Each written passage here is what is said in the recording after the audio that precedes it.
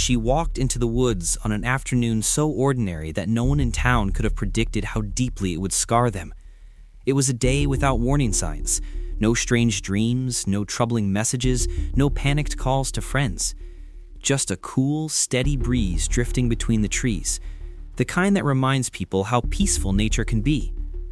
She stepped outside exactly as she had 100 times before, unaware that every detail of her final walk would one day be examined, debated, and feared by almost everyone who knew her.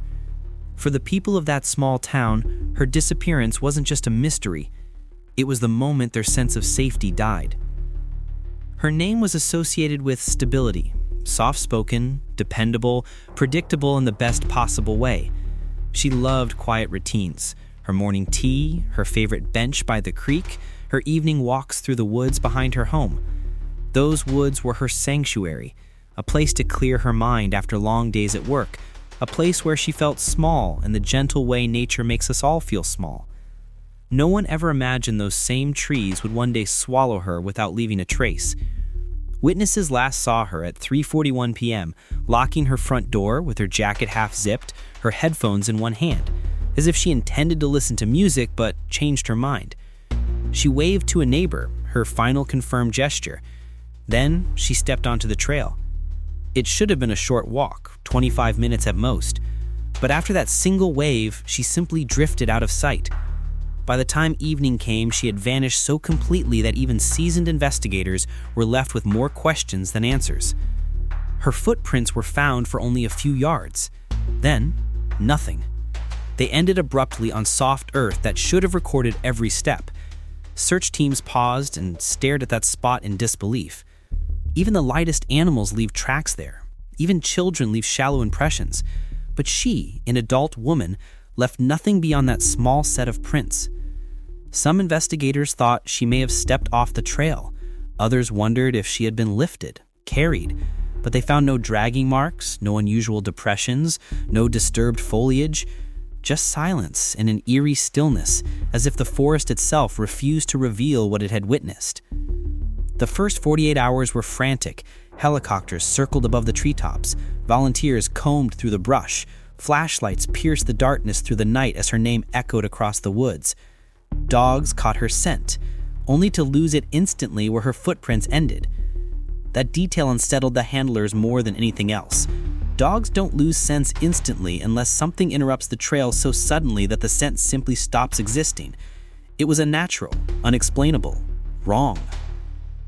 Local officers traced her steps back to her home. Everything inside was untouched. Key still on the tray, breakfast dishes rinsed but not put away, her phone charging in the kitchen. Nothing suggested panic, fear, or a deliberate plan to disappear. In fact, she had food prepped for dinner, thawing quietly in the sink. People don't prepare dinner for later if they don't intend to return. Within days, her disappearance became the town's only topic of conversation.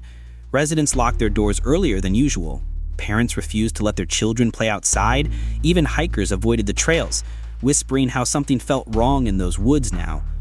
Old stories resurfaced, legends about strange disappearances decades earlier, tales passed around campfires and shared only at night. Most dismissed them as folklore, but after she vanished, those stories gained weight.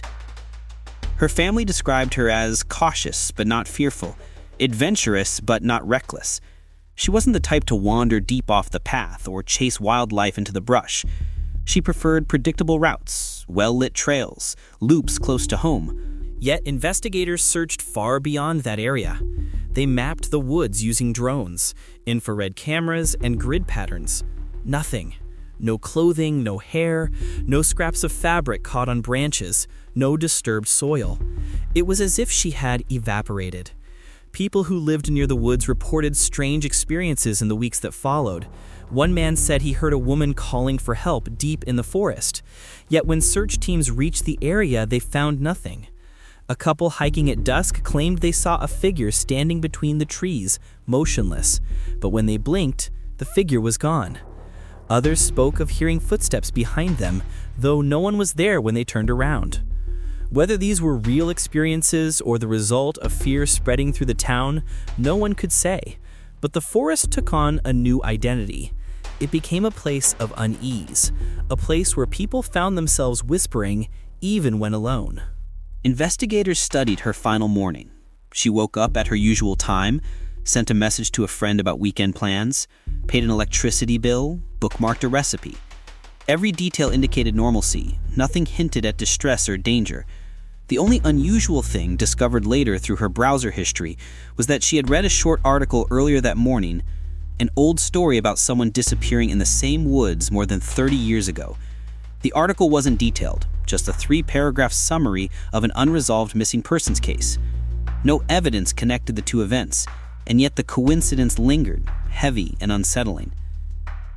Weeks passed. The case slipped from headlines to quieter corners of conversation, but her family refused to let her memory fade.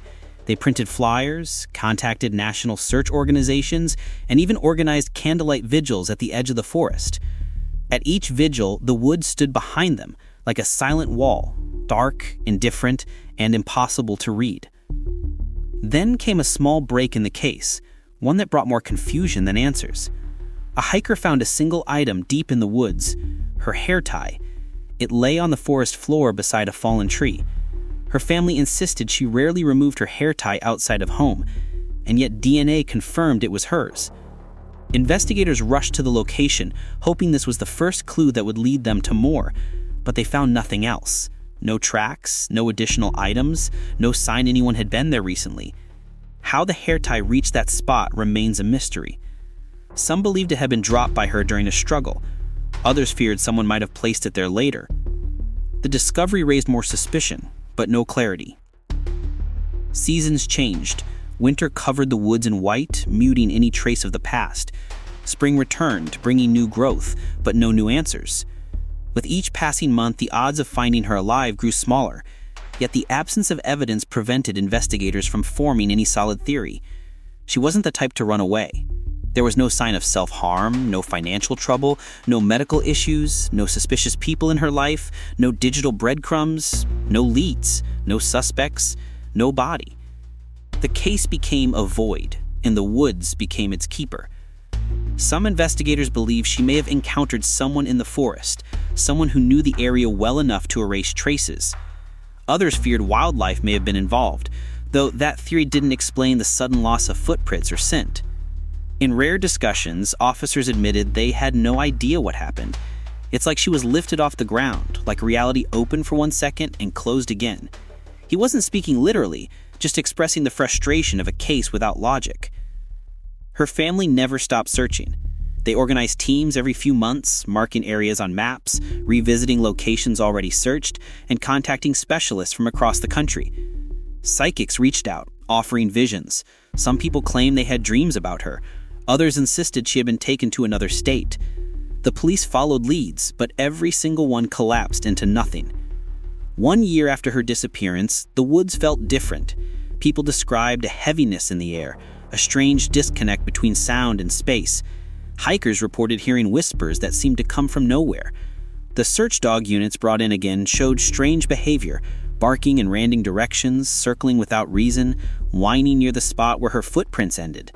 Experienced handlers said they had never seen trained dogs behave that way. The town changed too. Businesses closed earlier than usual. Community events moved away from the forest.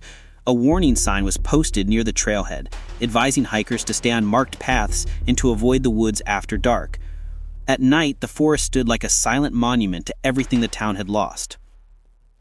Her case eventually became one of the state's most notorious unsolved disappearances. Documentary filmmakers visited. Amateur investigators explored theories. Some believed she encountered a person hiding deep in the woods, someone who watched hikers, waiting for the right moment. Others believed she slipped into a hidden crevice or old well, though thorough mapping disproved that theory. A smaller group believed the disappearance was tied to previous missing persons cases in the region, though patterns were inconsistent. But there was another theory, one almost everyone avoided saying out loud. People whispered that the woods themselves were the cause, not in a supernatural sense, but in the sense that certain places hold something ancient, something deeply unsettling, something indifferent to human logic. Forests are older than towns, older than roads, older than memories. They hold secrets humans struggle to understand, and maybe this forest held one more. Years passed, but her case never truly faded. Every so often, someone reported seeing a woman who resembled her at a gas station or rest stop. Investigators followed up. Nothing. Hunters occasionally discovered clothing scraps or bones, but forensic analysis always showed they belonged to wildlife. A hiker once claimed he heard someone whisper his name deep in the woods, but he admitted later he might have imagined it. Through all of this, one detail remained the most disturbing: the place where her footprints ended. Investigators revisited that spot yearly. They examined the soil, the roots, the slope of the land. Some officers swore the patch of ground felt colder than the rest of the trail. Others dismissed that entirely, but everyone agreed on one thing: that spot felt wrong. Today, the trail looks like any other. Leaves scatter softly across the path. Sunlight filters through the branches and thin, wavering lines. Birds move from tree to tree, singing in short bursts. The forest seems harmless, peaceful even. But if you walk just a little too far, if you stay a little too long, you might feel the shift, the subtle tension in the air, the quiet pressure that settles on your skin, the sense of someone standing just behind you. And if you stand exactly where her footprints ended, you might feel something else. A presence, a weight, a reminder that she walked into the woods one ordinary afternoon and never walked out again.